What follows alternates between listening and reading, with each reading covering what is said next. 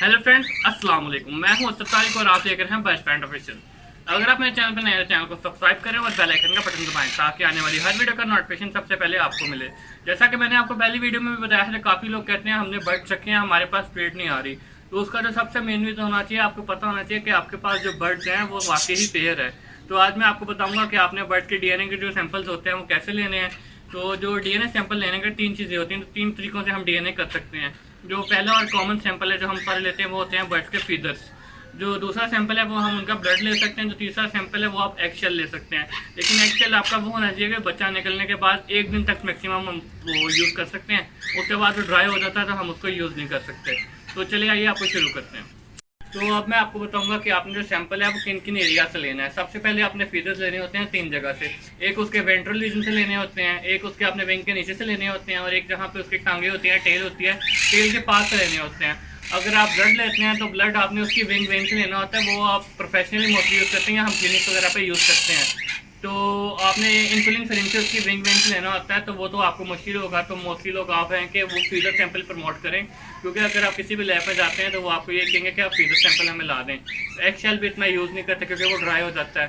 तो आइए आपको बताते हैं कि आपने किन किन एरिया से फीडर लेने हैं। अब जो मेरे बड़े बर्ड जितने भी हैं, मतलब ये मॉक वगैरह, उन सब ने लाइन कर दिया, वर्क्स पे बैठे हुए हैं। तो उनको तो मैं डिस्टर्ब नहीं करूँगा। मैं आपको कॉकटेल पकड़ के दिखाता हूँ, एरियाज में आपको बता देता हूँ आपने कहाँ से सैंपल लेना है। तो बाकी बड़े मैं कुछ क्लिप्स वगैरह भी बीच में ऐड कर सकता हूँ, तो आपको अंदाज़ा हो जाएगा कि हमने यहाँ से फीडर लेने हैं। तो चलिए आइए शुरू करते हैं। तो फ्रेंड्स, ये देख रहे हैं आप, इस तरह का ये फीडर सैंपल आपके सामने एक पड़ा हुआ है कि फीडर आपने किस तरह लेना है। आपने एक एक फीडर को फूंक मार के प्लग करना है, सिंगल फीडर को, और खींचना है। तो जब आप खींचेंगे तो आपने देखना है जो आपने पर आपने खींचा है उसकी जड़ उसके साथ हो। जिस पर की जड़ उसके साथ होगी वो फीडर डीएनए के लिए सबसे बेस्ट होता है। तो यार ये मैं कॉकटेल में पीस आपको पकड़ के दिखाता हूँ। ये दरवाज़ा छोटा है, जिसकी वजह है मैं यहाँ पे नेट वगैरह यूज़ नहीं करता। मैं मोस्टली हाथ से पकड़ लेता हूँ यहाँ से। तो मैं आपको बताता हूँ। तो फ्रेंड्स, ये मैंने कॉकटेल पकड़ लिया। सबसे पहले मैं आपको बताता हूँ कि आपने किन किन एरिया से। सबसे पहले आपने कुछ फीडर लेना है ये वेंट्रल एरिया से, यानी कि ये वाली जगह से आपने फूंक मारनी है। फूंक मार के आपने सिंगल फीडर लेना है। अगर सिंगल फीडर आप लेते हैं तो आपने देखना है कि उसकी जो रूट होती है ना, जो पर की रूट होती है, वो रूट के साथ है, क्योंकि रूट में समटाइम ब्लड भी होता है, वहाँ से भी हमें डीएनए मिल जाता है। तो आपने ये वेंट्रल एरिया से लेने हैं। अगर आप विंग्स के नीचे से सैंपल लेते हैं तो आपने ये जो ऊपर वाले पर हैं, ये नीचे वाले बड़े पर नहीं, ये जो ऊपर वाले छोटे पर हैं, आपने यहाँ से सैंपल लेना है। उसी तरह आपने फूंक मारनी है और ये आपने देखना है, ये आपने एक लेना है और उसकी देखना है कि रूट भी साथ है। ऐसे रूट के साथ आपने लेना है। ये वही जहाँ से मैंने आपको बताया कि आपने रूट के साथ यहाँ लेना है।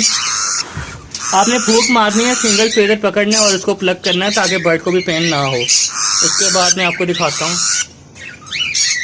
उसके बाद ये टेल एरिया जो उसका आ जाएगा, ये यहाँ पे देखिएगा काफ़ी लंबे फैदर्स होते हैं, यहाँ से आपको एक आधा मिल जाएगा। मैं आपको दिखाता हूँ।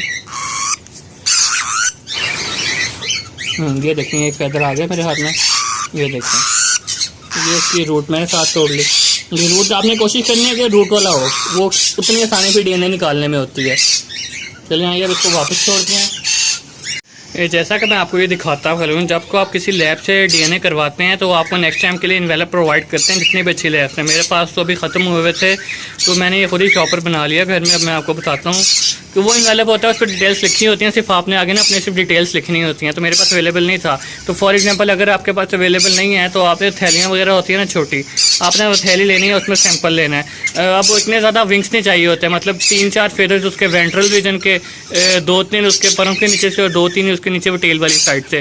तो ये नहीं है कि आपने बर्ड को पूरा गंजा कर देना है, आपने थोड़े बहुत सैंपल लेने हैं।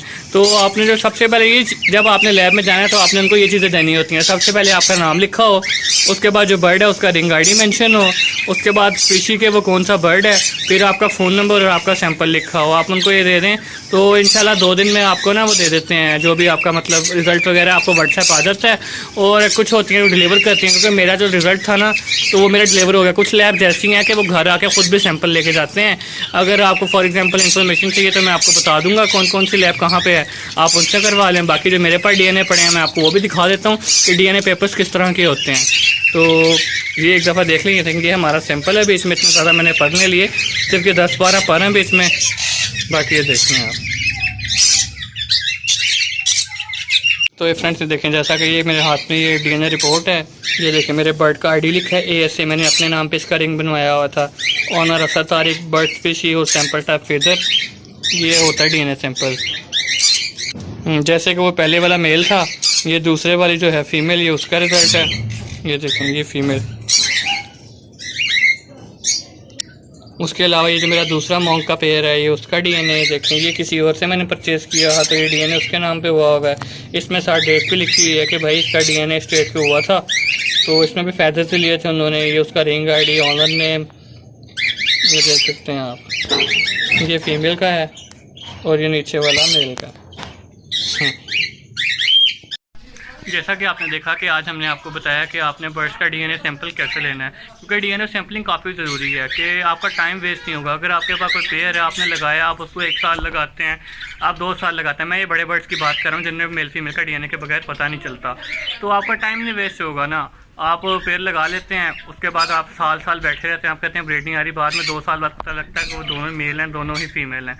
तो आप डीएनए सैंपल करवाएं, तो उतना टाइम में वो ब्रीड कर देगा पेड़, अगर वो पेड़ होगा तो ये काफ़ी ज़रूरी है। अगर आप मार्केट जाते हैं तो फॉर एग्जांपल काफ़ी हॉस्पिटल्स वगैरह क्लिनिक्स हैं, तो जो मार्केट सिंपल रेट था वो 1000 रुपये है एक बर्ड का। तो मैंने अगर आप जाके बार्गेनिंग करते हैं, आपके पास पीसेस ज़्यादा है तो वो कम भी कर देते हैं। अगर आपके पास 50 या 60 पीस हैं तो वो 650 में भी कर देते हैं। अगर फॉर एग्जांपल आपके पास 4-5 पेयर हैं तो वो 800 तक भी आ ही जाते हैं। मैं जो स्टैंडर्ड रेट है मार्केट का वो 1000 रुपये, इससे कम कोई भी नहीं करता। काफ़ी क्लिनिक्स हैं, UMT के पास है, UCB के पास भी है, तो आप वहाँ पर रब्ता कर सकते हैं उनको। तो बाकी यही था कि आज आपने कैसे सैंपल लेना है और किस तरह उसको प्रिजर्व करना है और कैसे वहाँ ट्रांसपोर्ट करना है। तो मिलते हैं नेक्स्ट वीडियो में, तब तक के लिए अल्लाह हाफिज़।